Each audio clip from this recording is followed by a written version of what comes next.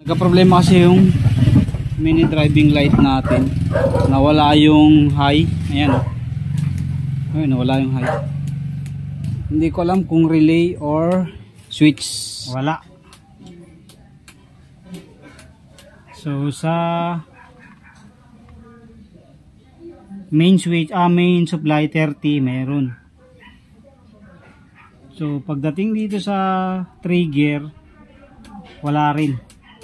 So meaning ang may problema sa atin either switch or wiring.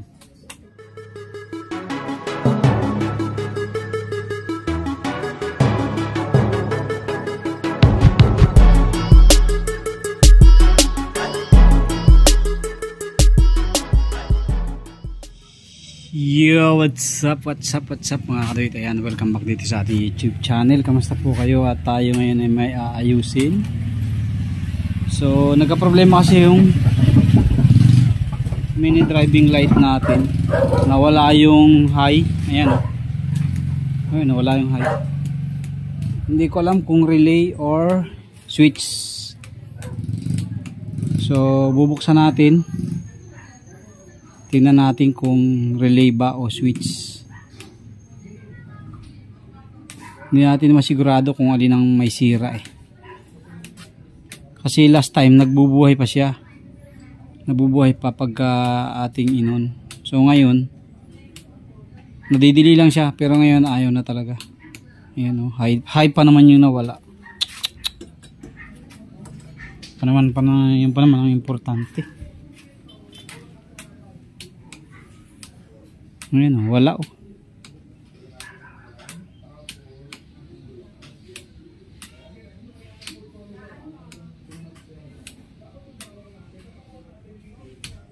Wala mga kaduit. So okay naman yung switch natin eh, oh. Maganda naman to eh. Original domino to eh.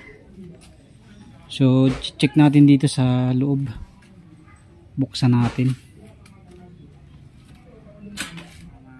Trace na natin at ang nawawala talaga ay trigger. So trigger ang nawawala. So yung low mayroon. Ito yung low eh. Yan. Pag nilagay natin sa high, sa relay, wala. So sa main switch, main supply 30 meron. So pagdating dito sa trigger, wala rin. So meaning ang may problema sa atin either switch or wiring. So walang lumalabas na trigger. So trigger ang ating hahanapin.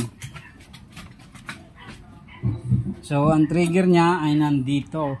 Ito ang trigger natin. So babaklasin natin to. Tapos i-check natin kung saan ang problema. Kailangan tingnan natin kung may output dito. Kung wala, magpapalit tayo ng domino switch. O kukuhanin natin yun nandito. Papalit natin dito. So, ang nawawala ay trigger. Nag-umpisa to nung nag-uulan, nung bumagyo. Siguro nabasa. Pero urig naman to. Itong domino switch natin na to. Ayan. Urig pareho yan. So, hanapin natin. So, nakita na natin ang salarin mga kaduit. Ito. Yung trigger niya talaga galing sa switch. Wala. Ayan, nasira na yung switch natin. Ayan, naka-on yan, no? Hi. Wala.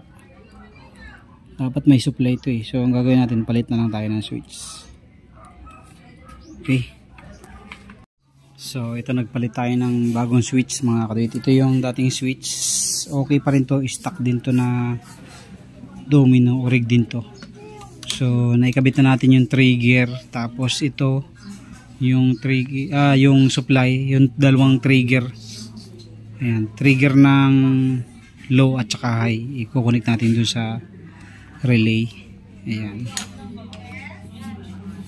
So ito na mga kadwit, nabot na tayo ng gabi na ikabit natin yung mga trigger natin ito sa bagong switch.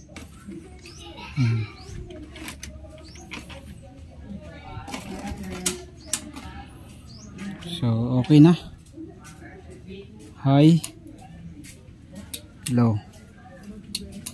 Okay, so nagpalit tayo ng bagong switch para umilaw yung ating high. Okay, so i-assemble na lang ulit natin. Switch na naging problema. So at ito na nga mga kadwit, tapos na tayo. Inabot na tayo ng gabi sa kakahanap. Tapos ang matindi pa, yung pala na ikabit kong switch, parehong pang kanan, anak ng tipaklong. Nagpagod lang ako. So bibili natin na lang ng bago to. Pero gagawin ko na muna ng remedyo bukas. Lagyan ko dito ng bracket. Yan dito. Para magmukhang pareho pa rin. Hindi naman pwedeng ganyan. Sabagay pwede rin, no? Kaya lang pangit tingnan. Ayan, okay na yan mga kadwit. Bahala na bukas, mag-iisip na ako kung paano gagawin ko. Ito low, high. Ayan, low, high. So ito original din kasi itong ano na to itong domino switch na to. Ito yung unang model, yung nandito ang pangalan.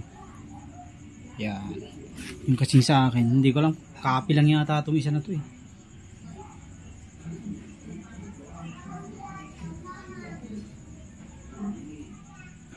Yan. So ganyan yung ano, ito nandito ang domino. So bahala na, gagawin na lang natin ang paraan siguro. Paano bang maganda? Ganyan na lang siguro muna. Ayan or plano ko ganyan. Since papalitan din naman natin, siguro ganyan na lang. Lagyan na natin ng spacer dito. Ayan. Okay, so bukas na lang yan. Thank you very much po. God bless po sa inyong lahat. Magandang gabi.